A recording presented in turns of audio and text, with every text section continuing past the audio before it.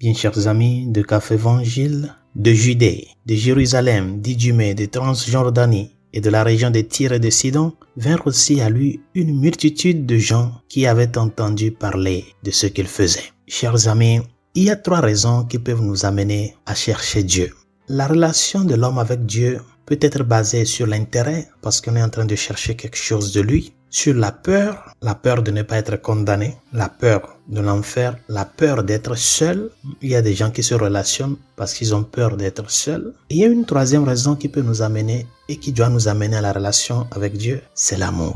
Il y a l'intérêt, la peur et l'amour. L'intérêt et la peur sont des motivations qui ne sont pas en soi mauvaises, mais elles ne sont pas parfaites. Du moins, elles ne sont pas des motivations qui peuvent nous amener à demeurer dans la relation. Parce que ce sont des motivations qui, au moment où elles sont satisfaites, peuvent nous amener à nous éloigner. Si j'arrive à trouver ce que je cherche, j'ai plus besoin d'être dans cette relation. Si j'arrive à contrôler cette peur-là ou à recevoir quelque chose pour pouvoir savoir comment dominer cette peur-là, je peux toutefois sortir de la relation. Donc, ce qui voudrait dire que la peur et l'intérêt comme motivation pour se relationner avec Dieu ne sont pas mauvaises, mais elles ne sont pas des motivations durables dans le temps. L'unique motivation qui peut nous amener à demeurer auprès de Dieu, avec lui, par lui en lui, c'est la motivation de l'amour. Et quand nous parlons de l'amour, du point de vue chrétien, nous tous nous savons au moins. Nous ne sommes pas en train de parler d'un amour sentimental.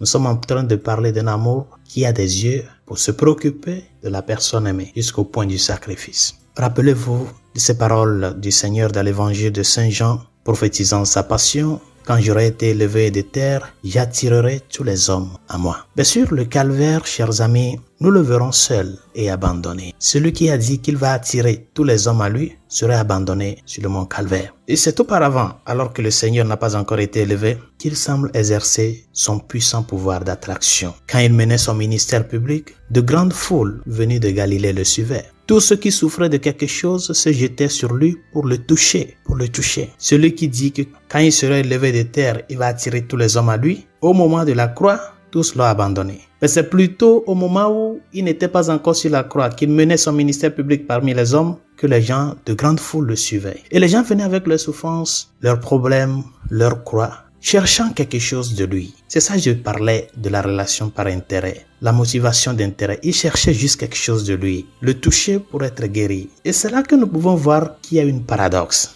C'est pas contradictoire cela, chers amis. Il n'y a pas de contradiction. Avec le Seigneur Jésus-Christ, rien n'est ce qu'il semble être. Les apparences se dissolvent comme des bulles de savon et la vérité fait lentement son chemin, comme un grain de blé qui pousse en épi et se remplit de fruits. C'est comme ça le Seigneur fonctionne. Petit à petit, la vérité se révèle. Nous sommes appelés à lever nos regards sur le Seigneur.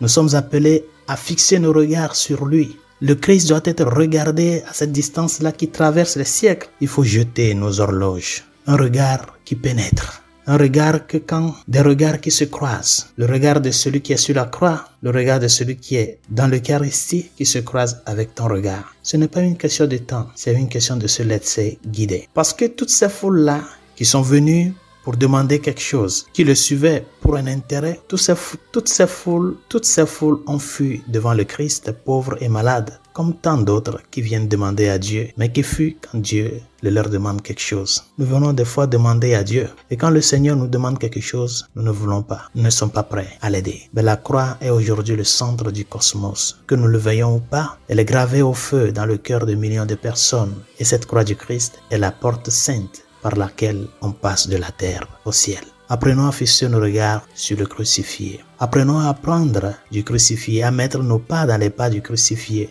Apprendre à être reconnaissant envers celui qui a tout donné jusqu'à sa vie et apprendre à l'imiter. Mais pour y parvenir, nous sommes appelés à apprendre à fixer nos regards sur celui qui est transpercé sur la croix. Bonne journée, Dieu vous bénisse.